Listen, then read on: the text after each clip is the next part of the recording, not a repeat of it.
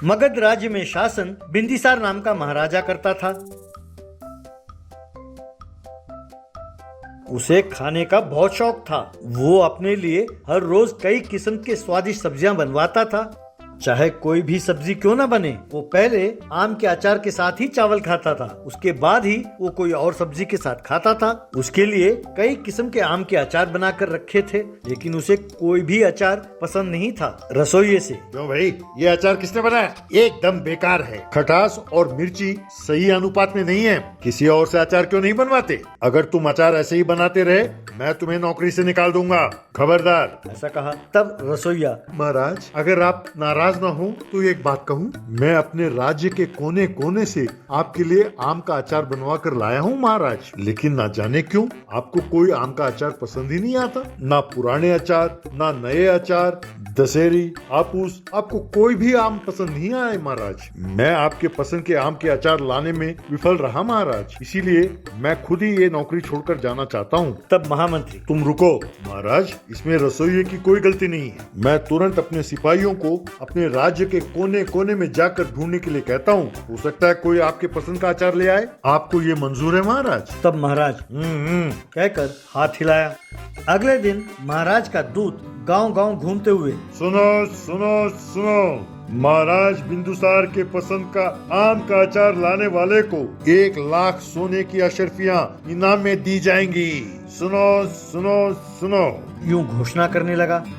एक गांव में साराभाई रंगाराम नाम के एक बूढ़े पति पत्नी रहते थे। उनके बच्चों ने उनके देखभाल करना छोड़ दिया, इसीलिए वे दोनों एक पुराने झोपड़ी में रहते थे।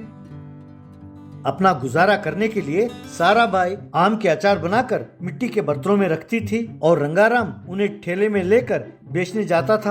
आओ भाई आओ, आम के अचार ले लो, नींबू के अचार ले लो, टमाटर अचार ले लो, अचार लो अचार लो, एक नहीं 4 लो, आओ भाई आओ, यूं बेचता था।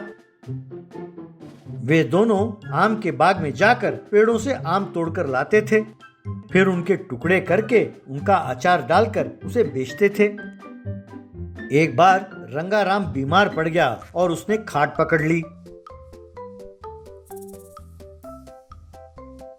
वैद्य जी आए और उन्होंने कहा, इलाज के लिए 10,000 रुपए खर्च होंगे, पहले कुछ पैसे एडवांस में दे दो। ऐसा कहा। एक दिन जब साराभाई उस ठेले को धकेलते हुए जा रही थी, तब उसने राजा के दूत का ऐलान सुना। बाप रे, 1,00,000 सोने की अशर्फिया, वाह रे वाह। चलो, अगर मेरा अचार महाराज को पसंद ना भी आए तो चलेगा, कम से कम इस बहाने उनके दर्शन तो हो जाएंगे। मेरे लिए यही काफी है। महाराज से मिलकर मैं उन्हें अपना दुखड़ा सुनाऊंगी, यही मेरे लिए बहुत है। ऐसा सोचा। फिर आम का अचार लेकर वो राजमहल के पास पहुंची।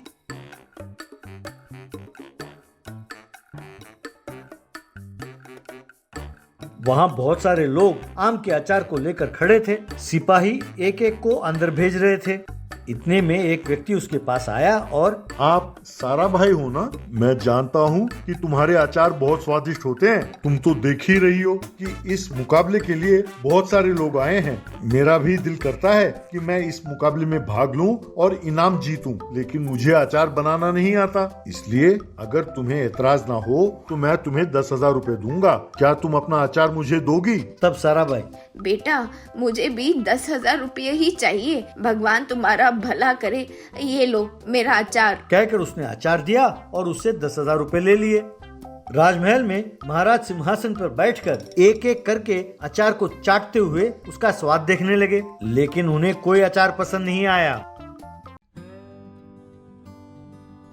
तभी उस व्यक्ति की बारी आई जो साराभाई से अचार खरीद कर ले गया। महाराज ने उसके अचार का स्वाद चखा। फिर, अरे वाह, क्या स्वाद है! अरे आम का अचार ऐसा होना चाहिए। इसमें तुमने क्या क्या डाला? तुमने इसमें सरसों का मसाला पहले डाला या आखिर में? लहसुन तुमने तेल में तलकर डाला या उसे कच्चा ही डाल दिया? यूं कई सवाल पूछने लगे। तब वो व्यक्ति,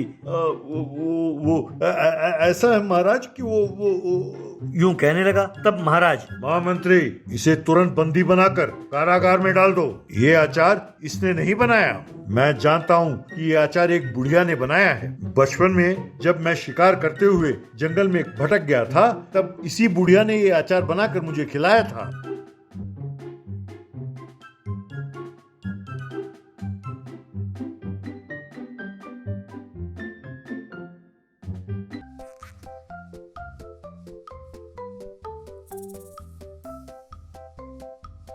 ये स्वाद मैं जिंदगी भर नहीं भूल सकता। इतने दिनों बाद मुझे ये स्वाद फिर से चखने को मिला है। तब वो व्यक्ति, महाराज, मुझे क्षमा कर दीजिए, मैंने पैसों के लालच में ये काम किया था। आपने सच कहा महाराज, मैंने एक बुढ़िया से ये अचार खरीदा था। मैं जानता हूँ कि वो कहाँ रहती हैं। मैं बाल बच्चों वाला हूँ महाराज, मुझे छोड़ दीजिए। ऐसा कहा।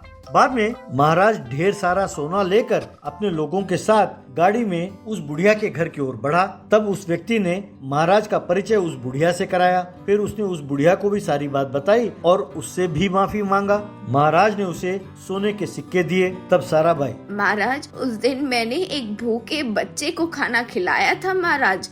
मैं नहीं जानती थी कि वो राजा का बेटा है। अगर मैं जानती तो अचार मिलाया हुआ खाना ना देकर अच्छा स्वादिष्ट खाना खिलाती।